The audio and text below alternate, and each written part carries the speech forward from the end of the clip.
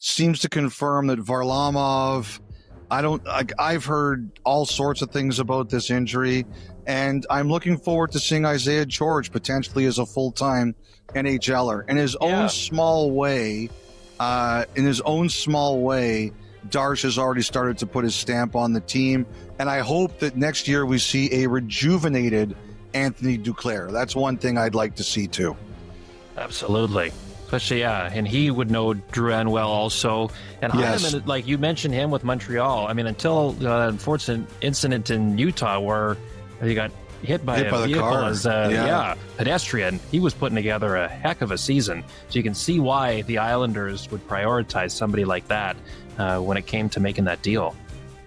So yeah, I mean, it's gonna be a really competitive division. I see Darsh's vision, at least for this year. It makes sense to me. Okay, across the Brooklyn Bridge to Manhattan, the New York Rangers. So Chris Drury acknowledged that yes, what we watched a lot of last season, that the Rangers struggled with defending the high danger areas of the ice last year. So in comes Vladislav Gavrikov for 7 years at $7 million AAV. How long have the Rangers been hoping, wishing, dreaming up the opportunity to bring that player to the Big Apple? Well, it sounds like for a while. I really like Gavrikov. I think he's a heck of a player. Obviously he's going to help them a lot. I heard they tried to do a sign and trade with him too, until he hit the market on July 1st. There was talk that they were going to try to trade him or the Rangers were going to try to trade for him to get the 8th year. And you know what? Like, he didn't get the 8th year. He still got 7 times 7, but that says to me that guy really wanted to be a Ranger. And that's a good sign. You're not dragging someone to play for you because you're throwing the biggest offer out there. You're getting a guy that honestly wants to play for you. Look, they weren't willing to make the same gamble contract-wise on Miller that Carolina was, as we said. So if you're not going to do that, it's best to move on. I actually really thought that Drury had a really good start to the offseason. He got Will Cooley done. Like, we were all sitting here saying, is Cooley going to get an offer sheet? We missed the guy who was going to get the offer sheet. That was Miller.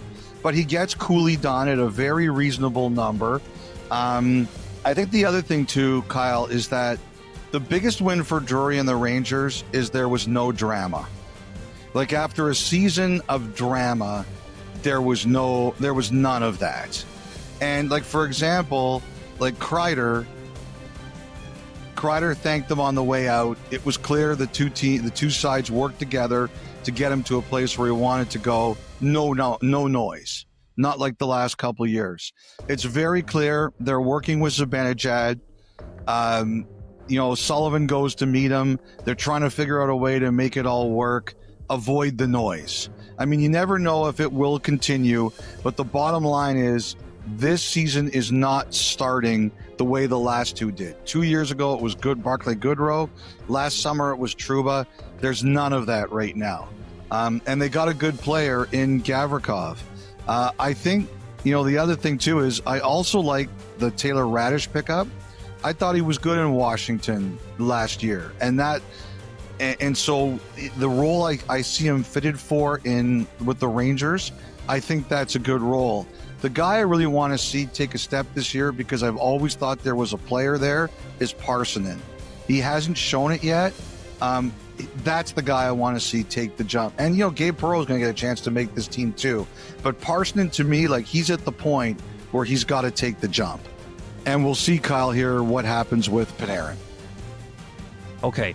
The Philadelphia Flyers. So bring in Christian Dvorak, Noah Juleson, Dennis Gilbert, Dan Vladar to help out with their goaltending depth. That was a struggle for them last year. And, of course, the Zegras deal just before the draft. They got a new head coach in Rick Tocchet. You mentioned their disappointment in not landing Shabanov, the Russian. Is Danny Briere a guy who you think is going to continue to try to make stuff happen over the summer as opposed to taking a bunch of time off? How do you see the Flyers playing out over the offseason? Well, they got an unfortunate curveball thrown at them with Tyson Forster's injury, right? And that's a big one. They signed him to an extension. They were obviously very happy they did. And now, you're looking at him. He's very high up on your left side. And then now you're not sure. That's something Briere has to deal with that he wasn't expecting. So, no, I don't think he's going to be able to relax, Kyle. He's probably going to have to see what else is potentially out there, despite the timeline. I think the other one there we're all watching is Cam York. He did not file for arbitration on Saturday. Again, the Flyers could take him to arbitration on Sunday. They have the option. But instead, to me, it looks as if there have been some rumors that York and the Flyers have made progress on a contract extension. So the fact he doesn't file just at least makes me wonder if there's something there and the two sides didn't see the need. We'll find out.